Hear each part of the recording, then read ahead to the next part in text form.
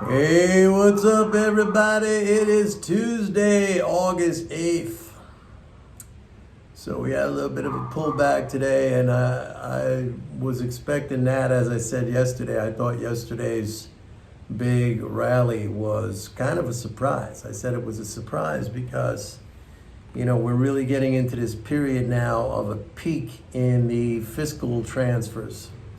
And yesterday actually was a 10 billion drain. So it makes sense that today's market would be down, and I think it's going to follow up with more downside action. Next week on Tuesday is the final, the final big fiscal transfer of this cycle of this quarter. That's the quarterly interest payment that'll go in. That's going to be like 51 billion. But it's not going to be enough to raise the fiscal. Listen to these dogs. I moved from New York with his fire engines. Now I got these yappy little dogs barking all over the place. I'm gonna fucking shoot them, man. That's why I like big dogs, man. I don't like these fucking yappy little dogs. So anyway, and then we go into September. There's a lot of potential pitfalls out there going into September. I mean, we have the September 15th quarterly corporate tax payment. That's going to be a big drain. We got September 30th is the end of the fiscal year, and Congress has to come together on a new budget.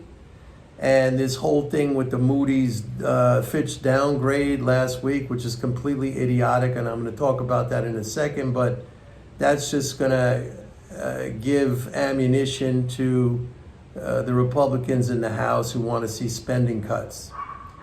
And then we have the October individual tax payments on October 15th.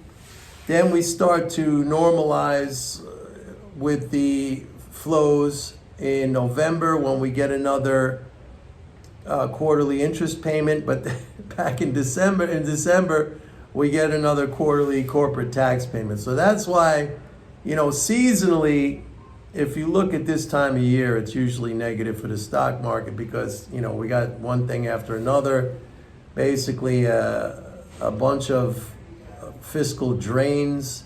And then we really don't get back into solid footing until like late in December.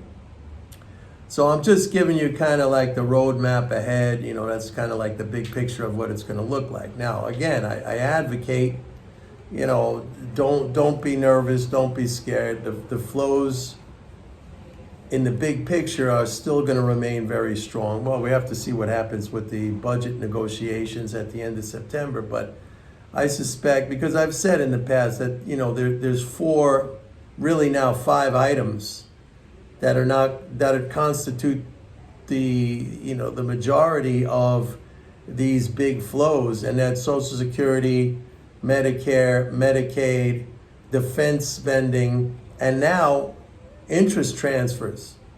And all of those things, with the exception of defense, those are non-discretionary spending items, and they're not going to be cut because they're too politically charged. And interest transfers, that's automatic. And the government, these idiots, they always think, well, we got to pay our creditors, right? Not understanding that there are no creditors. The U.S. is a monopoly issuer of its own money, and it has all of its obligations denominated in its own money, the U.S. dollar, and it doesn't have to pay interest to anyone. And the very act, just the act of spending by the government, provides the dollars in the system with which, that people use to buy treasuries or to pay their taxes. So, I mean, the whole thing is ridiculous, but because I've been telling you guys this for a long time. Getting back to the Fitch downgrade, again, Fitch did mention apparently these standoffs every couple of years with respect to the debt ceiling, and I guess that makes him nervous. That was a similar issue that was raised by Standard & Poor's back in 2011 when Standard & Poor's downgraded U.S. credit rating. And by the way, I don't know like why now there's such like a hullabaloo over this, because we already got a debt downgrade in 2011 by Standard & Poor's. And it had no impact whatsoever. As a matter of fact, after that downgrade, rates went down. They dropped down to historic lows. And now rates are up only because the Fed has been raising interest rates. But I don't understand like why now suddenly the Fitch's downgrade is so much more impactful and so much more important than what S&P did. I mean, I'm every day now since that thing happened, there's articles about, oh my God, this is terrible, this is horrible. But I do think it's going to factor into the political environment, and I'm talking about, at the end of September when they got to come up with a new budget. I do think it's going to factor in, and that's, it's going to get, again, very dicey. But okay, so Fitch raised that as an issue, these standoffs that we see every couple of years with regard to the debt ceiling.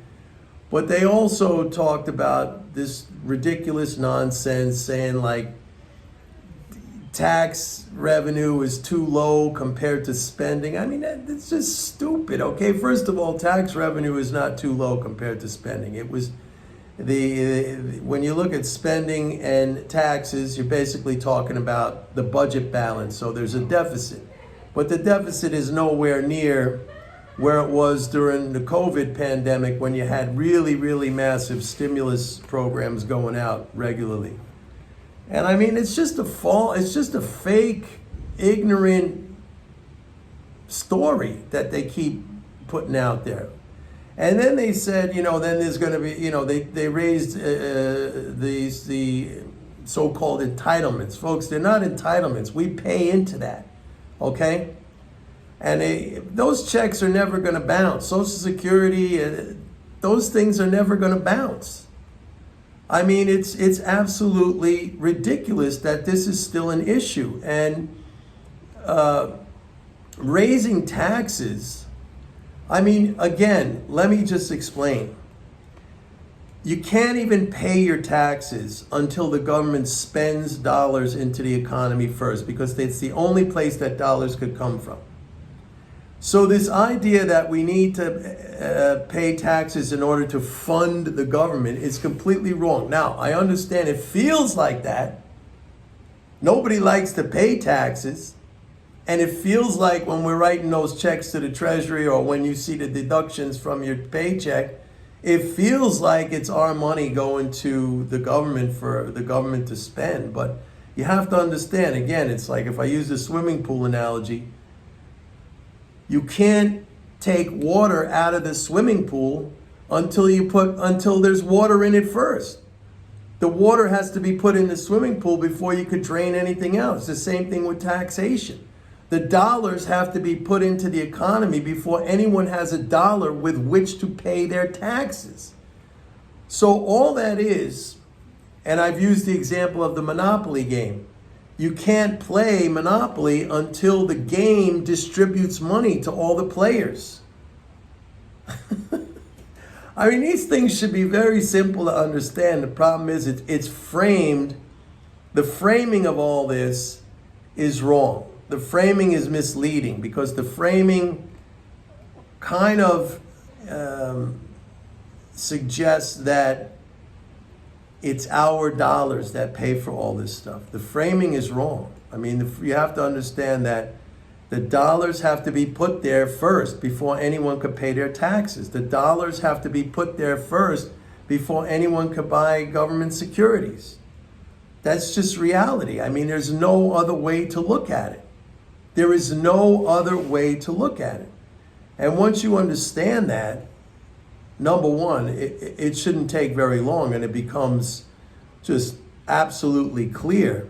And number two, it should frustrate you like hell, and it should make you mad and upset, because we still have these ridiculous narratives that basically are they're controlling the economy, the fiscal situation. And this is all based on a flawed understanding of how the monetary system operates. So it's like I said, and somebody posted a comment here. I thought it was a great comment. I think it was a comment here. I don't know. It came in and they said like these zombies who believe in this stuff, in this kind of backward understanding, you know, they're like the fodder of renewal, of growth. Like you take them out. When you take them out, in other words, bet against them, and they're wrong all the time. That's like a very healthy process of renewal. That's like when you see from time to time, you get great fires out in the wilderness. They burn up thousands and thousands of acres. And then what happens? There's regrowth after that. You get new growth. You get new grasslands. You get new trees. The ashes from the fire act as a fertilizer for the new growth. It's the way nature regenerates. It's the same thing here. When you got these people who are ignorant and stupid and just believing in this kind of mythology, when you take them out, and each and every one of us, when we bet against these people, we're doing our part, as small as it might be, but notwithstanding, it's still very important. Even if it's small, it's still very important. When you take them out, when you bet against them, and your account grows and their account shrinks, this is a very important service that we're doing. And we're part of the process of this renewal, of this regeneration. You have to think about it like that, and you have to be committed to that. It's a very important activity that we do, and the contribution, even if it's small, it's very, very important. Anyway, that's it for today, folks. Look at that. All right, everyone. Have a great rest of your day. Don't forget to go to my website, sign up for a 30-day free trial of MMT Trader. I'm the only one who has an applied approach to MMT. I take the concepts and understandings of modern monetary theory and I apply them to trading and investing in the financial markets. And my background, you know, I've done it all. Been a floor trader on 4 different exchanges, managed money for a major hedge fund, ran a prop desk for a major international bank. So, I mean, I've been all there. All right. See you guys tomorrow. Bye.